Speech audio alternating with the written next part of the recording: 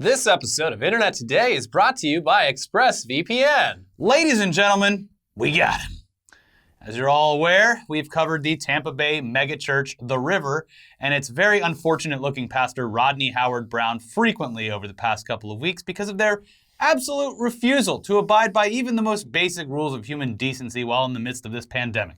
Now, sure, Florida and its governor, Ron DeSantis, are well behind the standards set forth by other states who actually want this to all be over with sooner rather than later, but at the very least, they have been clamping down on large gatherings, of which this ugly pastor is responsible for. Very large. The state of Florida has also apparently set up border crossing checkpoints leading into the state in an attempt to stop out-of-state travelers from entering, which seems like it benefits those out-of-state travelers more than Floridians based on how the state has handled the outbreak so far. Yeah.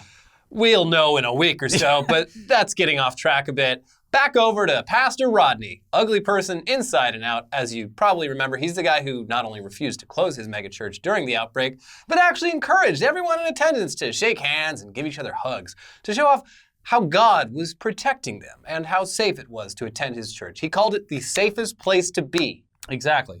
Now, shortly after that video went viral and the confirmed cases of COVID-19 ballooned even higher, specifically in Florida, news broke about how not only was Pastor Rodney still encouraging his congregation to attend in-person services, but also that his church was, as Elliot said, the safest place for them to possibly be, since he'd installed some, quote, new machines that, quote, kill every bacteria in this place, every virus. If you came in with it, it won't be on you by the time you leave this place. Adding that if they sneeze, it shoots it down like at 100 miles per hour, and it will neutralize it in a split second. Floridians just love talking about shooting down things that are impervious to bullets. Hurricanes, viruses, everything. I mean, if true, yeah, this would definitely be something to behold. I mean, we're talking ICBMs here, people. Inter-congregation bacterial missiles. That's right. Yeah. Now, sadly, and obviously, that was complete bullshit. I mean, the initial reaction from most people to this was on par with what we said in our previous episode, which is that if these machines actually worked, why wouldn't he share them with the hospitals? But I think that was giving the man too much credit. If they actually worked, which they don't, he's 100% the type of asshole who would only keep them for himself. No, these need to stay in the church. I think they're technically like ozone machines, which like, if you don't understand at all how diseases are spread, yeah, you could make the case that they are killing the disease, but the disease lives inside people's bodies. You don't understand. My vacuum has a HEPA filter on it, so I just go around vacuuming the air in my apartment in order to stay safe. The simple point remains. It was all bullshit. And finally, someone did something about it after their most recent church service, which saw their building packed with upwards of 500 stupid people. So on Monday of this week, Sheriff Chad Chronister... What? Yeah, I know. But yeah, remember that name because it comes up later on the show. Sheriff Chad Chronister and State Attorney Andrew Warren announced that they had an arrest warrant that they had issued for Pastor Howard-Browne. He faced misdemeanor charges of unlawful assembly and violation of public health emergency order, which, to me, specifically during this outbreak, probably should be a bit more severe than a misdemeanor. Just right now. Just for right now. Yeah. A temporary increase in severity. And like we said at the beginning of this episode, baby, we got him. According to a local news affiliate, Pastor Rod was taken into custody Monday afternoon in Hernando County, where he lives, and sadly released 40 minutes later after posting a $500 bond. Who knew these televangelist types would have that kind of money lying around? Yeah, so, okay, he's out. But he was still arrested. We got this great mugshot of him. That's something.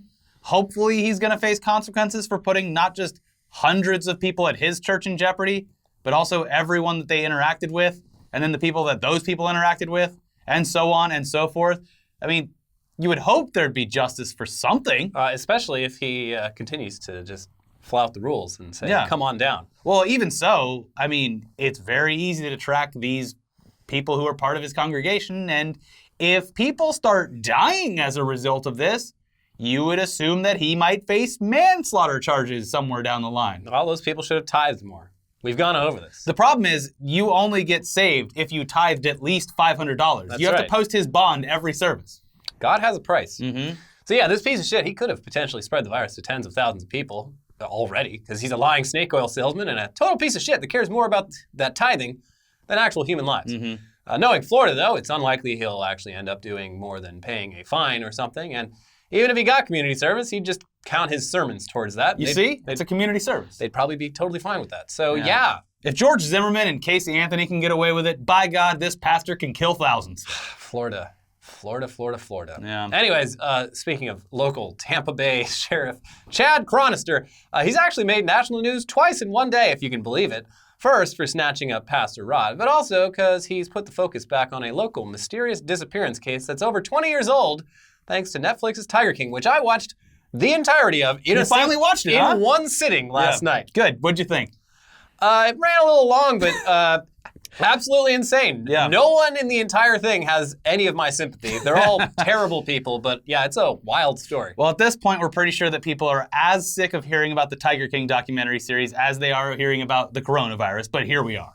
Anyways, if for some reason you haven't seen the show yet, very light spoilers ahead. During one episode focusing specifically on a woman named Carol Baskin, it comes to light that her very rich ex-husband mysteriously went missing back in the late 90s. All of the Tiger people throughout the rest of the country, they already hate her, so they theorize that it's quite possible that she killed him or had him killed and then fed him to her tigers. Yeah, she runs a Big Cat Rescue in Tampa. Florida. They have a YouTube channel that's quite popular. They position themselves as being on the animal rights side of things, even though they kind of do the exact same thing as all the places they criticize. It's not like they're breeding tigers there. They don't breed. People buy these stupid, horrible people buy exotic animals, and then they grow up and they have no place to put them, so they send them there. People make the case that they are on the moral side of this issue, but there's you can make a somewhat convincing case that there's really no functional difference between them and the places like Joe Exotics. Listen, her husband went missing, never found. Very rich man. But she was never charged with a crime, and the whereabouts of her husband, Jack Lewis, nobody knows who the fuck this guy is. There's a lot of theories. Everyone seems to be leaning into the she murdered him and fed him to tigers theory, but there's also a bunch of weird shit, like him flying down to Costa Rica all the time. Yeah, his lawyer's like, the story is like some bad dudes threw him out of a plane over the Gulf of Mexico. I'm like, wait, elaborate on that. He's like, can't say it. Not gonna do it. Yeah. It's fascinating. Anyway, cut to today. Tiger King has been a media darling since it was released about a week and a half ago. People are very, very interested in what actually happened here. Yeah. So Sheriff Chad pounced on this newfound interest and decided to open the case back up, tweeting an information page with a request for anyone who knows anything to come forward and help solve this 23-year-old case. Quote, "Since Netflix and COVID-19 quarantine has made Tiger King all the rage, I figured it was a good time to ask for new leads." Hey, it's a fun murder case. Sure. It's a potential murder case. Yeah, let's crowdsource this. So it's kind of hard to believe that anyone would offer up anything substantial to a missing persons case this old, but it's not completely out of the realm of possibility. Fuck it. Still, nearly all the replies have been tweets or memes pointing the finger at that bitch. It's Joe Exotic's words. That bitch, Carol Baskin. Will the coronavirus solve this case? No, but, maybe. Only time will tell. Yeah, I mean, the sheriff's department's having a little bit of fun. They busted the pastor. They put out the APB for the person that killed her husband. Yeah. Maybe he'll turn himself in. What if he comes back to, everyone else is suing Netflix over this? He's going to come out of the woodwork to sue Netflix, too. Why not? Yeah, everyone involved in this is very unhappy with it. Yeah. Which is great, because it's just like, no, you're all bad people. That's why you're unhappy with it. Like, your weird fucking cult-like lifestyle has finally been put under a lens that, normal people can examine it, and they think you're all fucking nuts. Yeah. Nah, I moved down to Costa Rica to get away from my wife because she was pissed that I wouldn't let her dog walk me. There was some guy who ran a Joe Exotic podcast for years during the same time the documentary was being made. He had a thread on Twitter.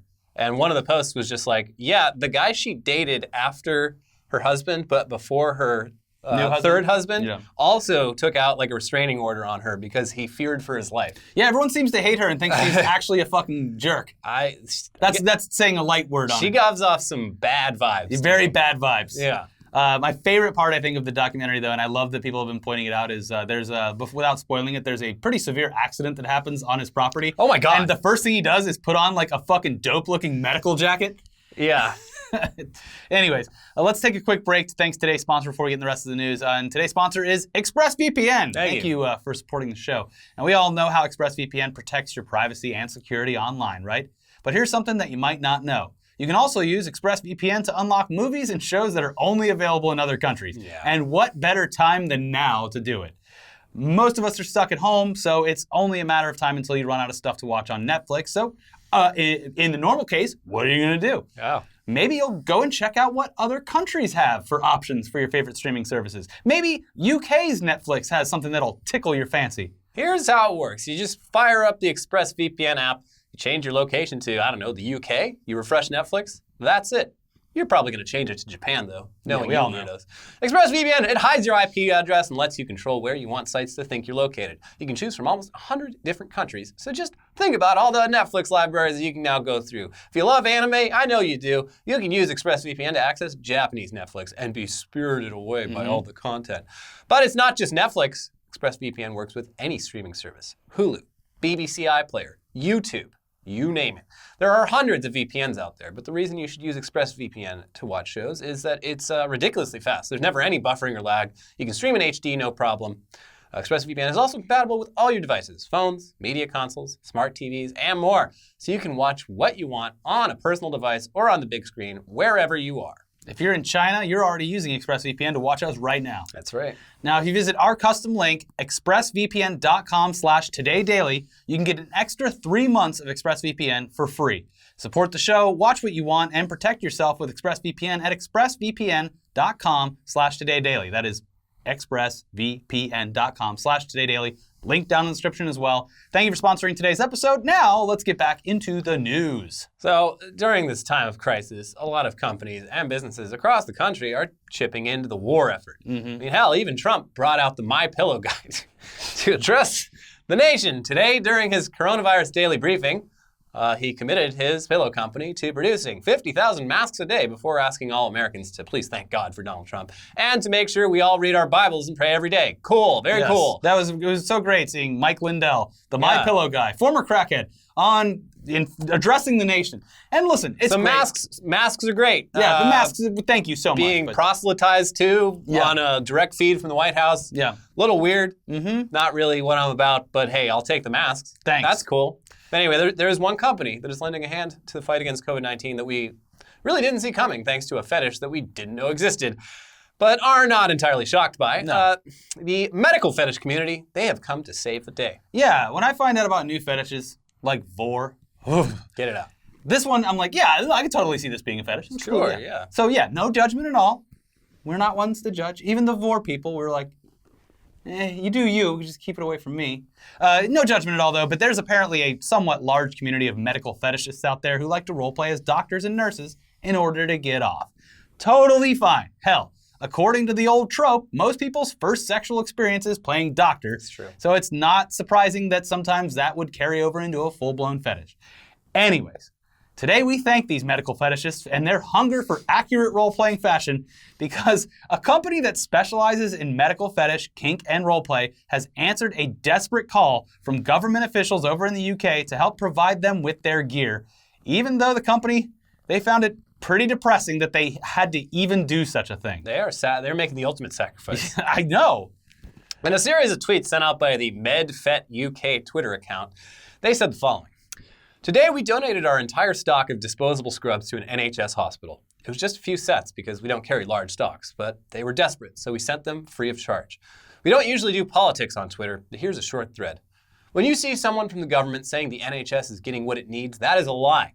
We have been contacted this week by representatives of NHS procurement all over the country trying to source basic protective equipment and clothing. They continued, quote, when we, a tiny company set up to serve a small section of the kink community, find ourselves being sought out as the last resort supplier to our National Health Service in a time of crisis, something is seriously wrong.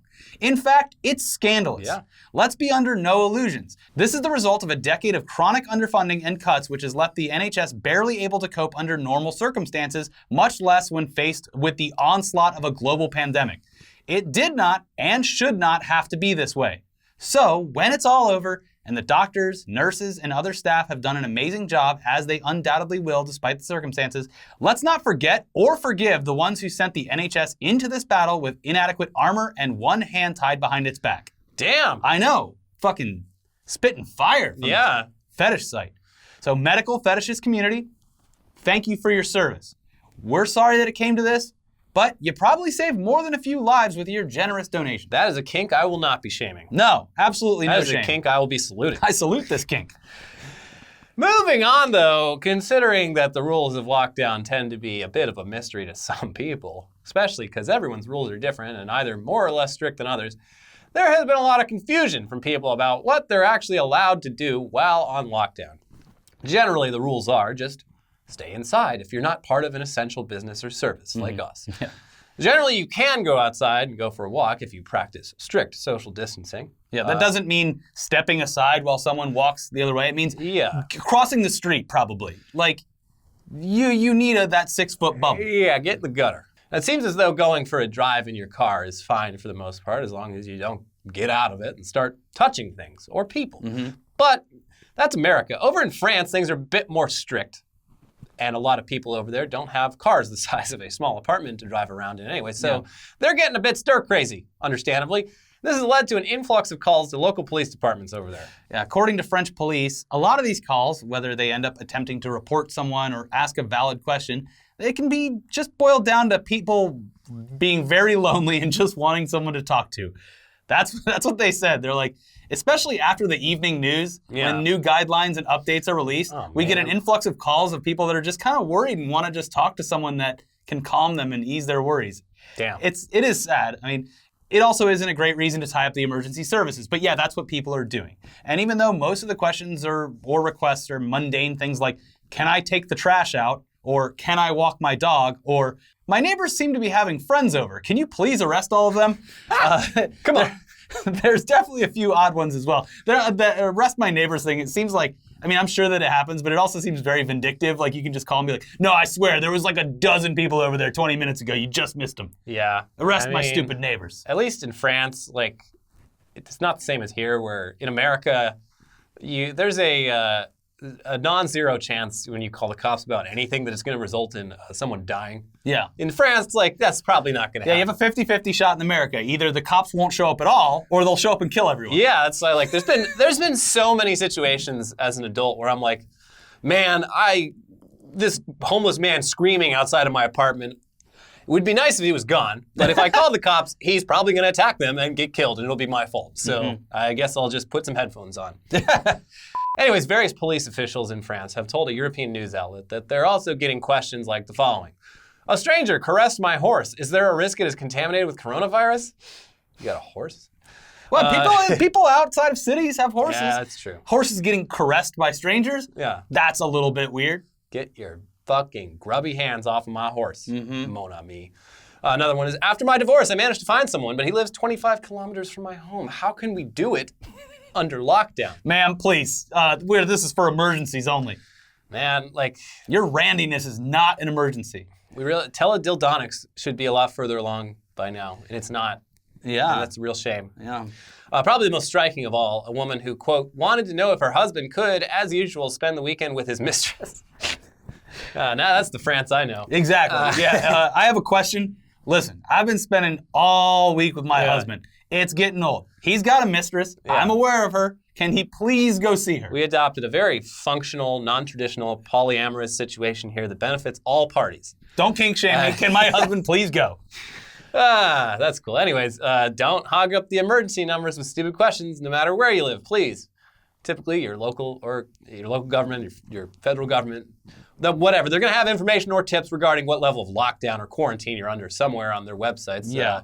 Even if your state is throwing caution to the wind, it's just a good idea for you to self-isolate regardless. Yes. Don't be like Pastor Rod. But anyways, it's time for another big announcement for you to get excited about. Something to look forward to, damn it. Oh, yeah. A nice way to kill some time during the middle of your day tomorrow. Another live stream from our bunkers with more special guests. So tomorrow, or today if you're watching this on Tuesday, March 31st, 4 p.m. Pacific, 7 p.m. Eastern.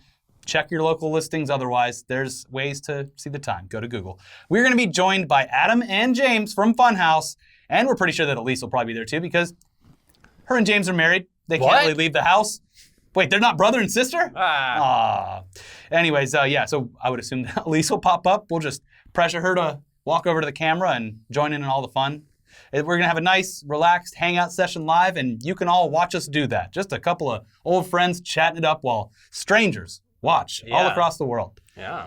We're going to put up the live stream link tomorrow morning on Twitter, and if you're subscribed and have the bell turned on, bing, you're going to get a notification as well. So click the bell, follow us on Twitter, or just come to our channel page tomorrow, Tuesday, March 31st at 4 p.m. Pacific, 7 p.m. Eastern, and join us with Funhouse. Just shoot the shit. But separated. Yeah. Not in the same room, not in the same church. That's right. Yeah. We will see you then. And in the meantime, we have no shortage of videos for you to watch over here. Yeah. There's a brand new episode of Weekly Weird News, as well as a recent episode of News Dump. So check those out.